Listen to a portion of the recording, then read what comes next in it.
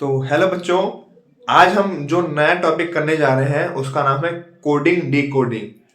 और ये भी एक अच्छा टॉपिक माना जाता है रीजनिंग पॉइंट ऑफ व्यू से।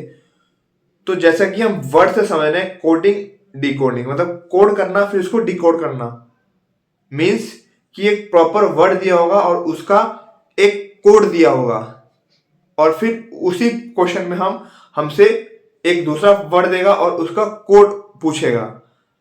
और इसमें ये होगा कि जो क्वेश्चन में गिवन होगा और जो पूछा होगा उन दोनों के बीच कोई ना कोई रिलेशन होगा या कोई ना कोई सब रिलेशन होगा, जिसके हेल्प से हम उसको कोड दे पाएंगे, उस क्वेश्चन का कोड लिख पाएंगे। तो चलिए हम स्टार्ट करते हैं। हमारा अगला टॉपिक जो है आज का वो है कोडिंग डी कोडिंग। क्या है? Coding and D coding.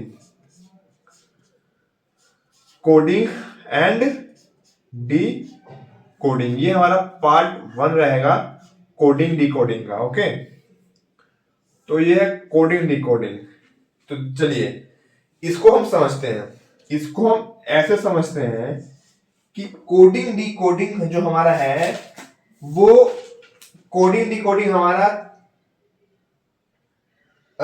4 case में, मतलब 4 केस का बनता है। ओके, एक होता है कि फॉरवर्ड लेटर डिकोडिंग। पहली बात हम ये करते हैं कि कोडिंग डी कोडिंग में टाइप के क्वेश्चन कैसे बनते हैं। इस कोडिंग डी कोडिंग में बेसिकली 3 टाइप के क्वेश्चन बनते हैं। ओके, अब वो क्वेश्चन क्या बनते हैं 3 टाइप की, वो देखते हैं। एक बनता है लेटर कोडिंग, एक बनता है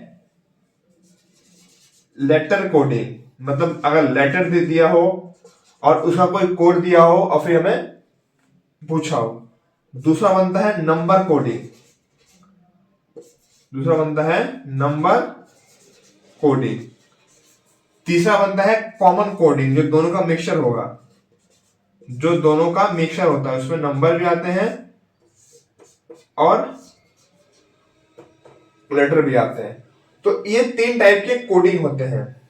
ओके, अब हम बढ़ते आगे कि कोडिंग का क्या कंसेप्ट होता है। एक होता है फॉरवर्ड टाइप कोडिंग, एक होता है फॉरवर्ड कोडिंग, फॉरवर्ड कोडिंग, एक होता है रिवर्स कोडिंग, एक होता है रिवर्स कोडिंग, एक होता है अपोजिट कोडिंग, एक होता है अपोजिट कोडिंग, एक होता है फॉरवर्ड कोडिंग, एक होता है रिवर्स कोडिंग, एक होता है अपोजिट कोडिंग, एक होता है क्रॉस पेयर कोडिंग। क्या होता है? Cross pair coding. ओके, ये 4 टाइप के मेनली कोडिंग होते हैं जो कि हम करने वाले हैं इस पर्टिकुलर वीडियो में या इससे फर्दर भी। ओके, तो ये कोडिंग है। तो चलिए क्वेश्चंस की हेल्प से इन चारों कोडिंग को समझेंगे, क्वेश्चन की हेल्प से कि हाँ ये कौन सा कोडिंग है, ये कौन सा कोडिंग है। ओके, तो क्वेश्चन की हेल्प से हम इसको समझते हैं, बिकॉज ये ज्यादा थ्योरेटिकल नहीं है, ये विदाउट क्वेश्चन नहीं समझ में आ पाएगा। तो चलिए क्वेश्चन लगाते हैं इस पे। तो जब हम क्वेश्चन लगाएंगे तो पहला क्वेश्चन हमारा ये बनेगा। पहला क्वेश्चन, क्वेश्चन 1 क्या है इसमें? क्वेश्चन 1 ये पूछा है कि अगर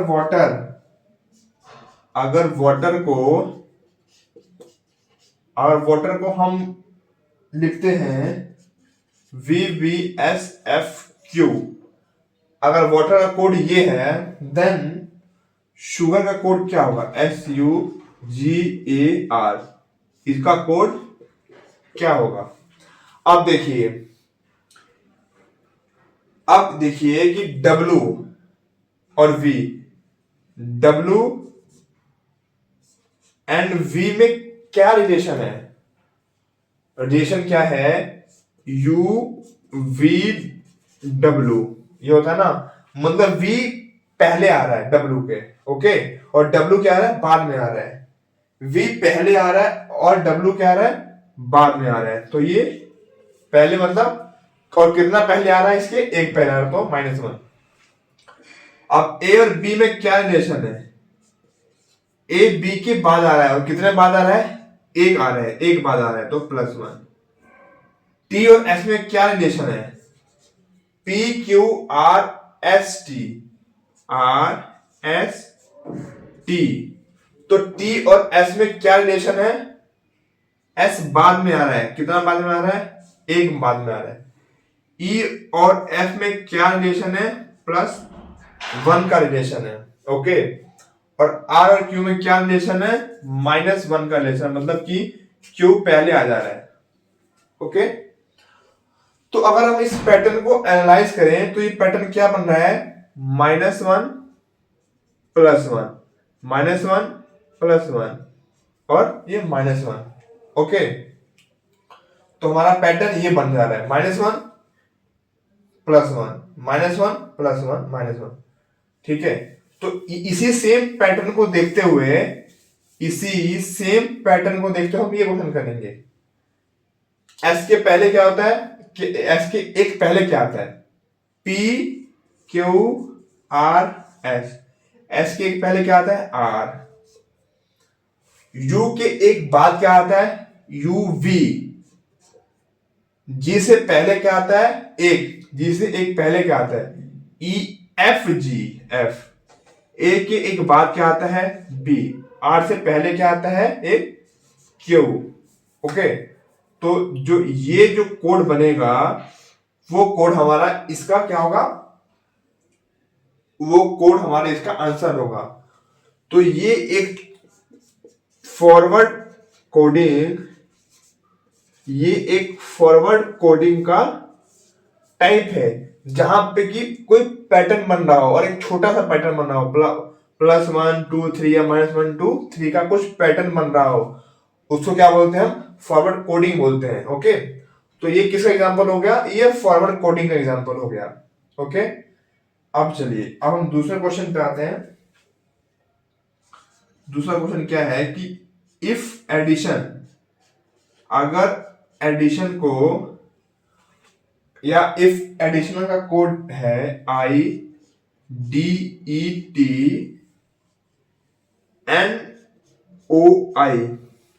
अगर एडिशन का कोड ये है, सो मेडिकल का